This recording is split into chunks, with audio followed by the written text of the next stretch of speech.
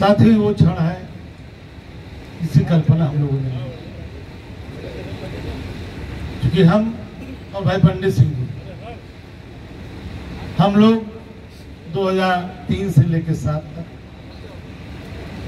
और 2012 से लेकर 17 तक माननीय मुलायम सिंह यादव जी के साथ, माननीय अखिलेश यादव जी के साथ उनके मंत्रिमंडल में रहे। बड़ी खट्टी और मीठी यादें हमारी एक दूसरे से जुड़ी हुई थी। इस चीज की कल्पना हमने नहीं की थी कि ऐसी घटना होगी। इतना लड़ाकू, जिम्मेदार और संघर्षशील व्यक्तित्व हमारे बीच से उठ के चला गया।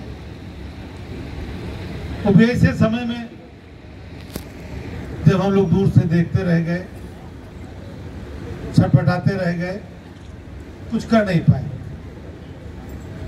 कोरोना काल,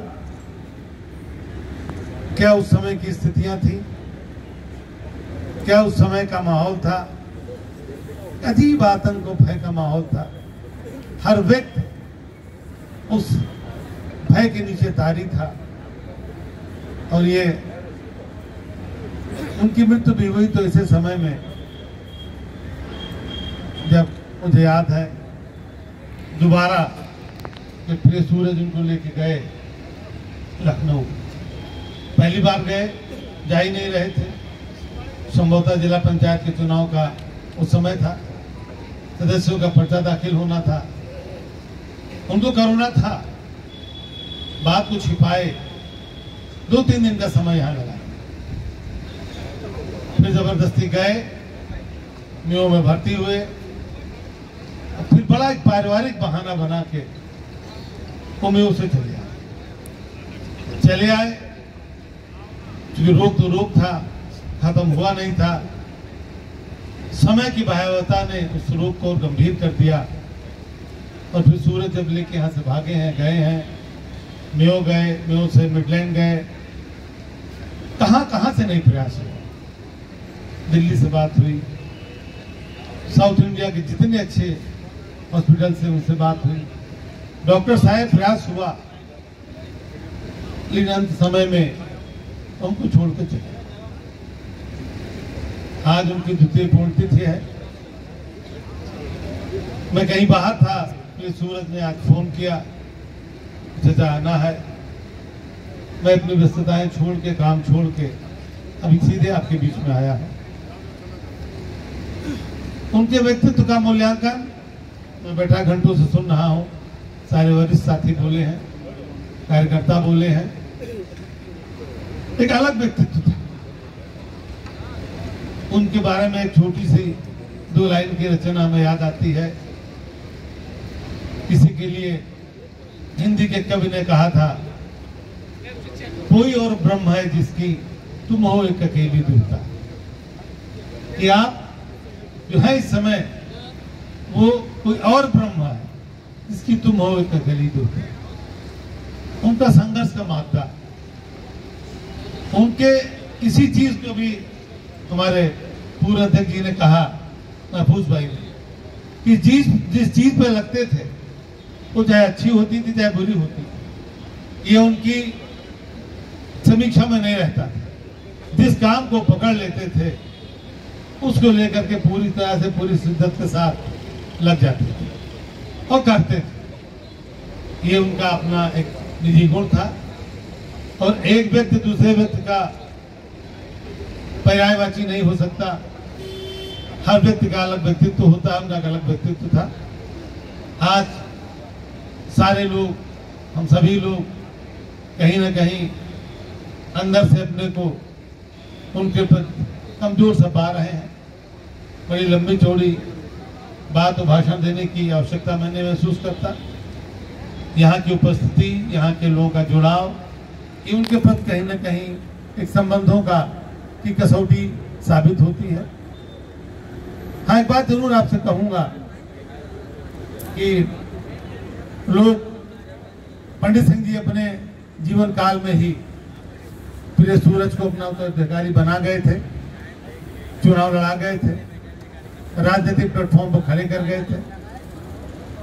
और अब जब वो नहीं है तो लोग सूरज में पंडित भाई की तलाश करते हैं, सूरज के व्यक्तित्व में पंडित सिंह की तलाश करते हैं। एक चीज जरूर आपसे कहना चाहूंगा, पंडित सिंह जी को पंडित सिंह बनने में 1989 से लेकर 2020-21 तक लगा था। 30-35 साल की उनकी राजनीतिक यात्रा,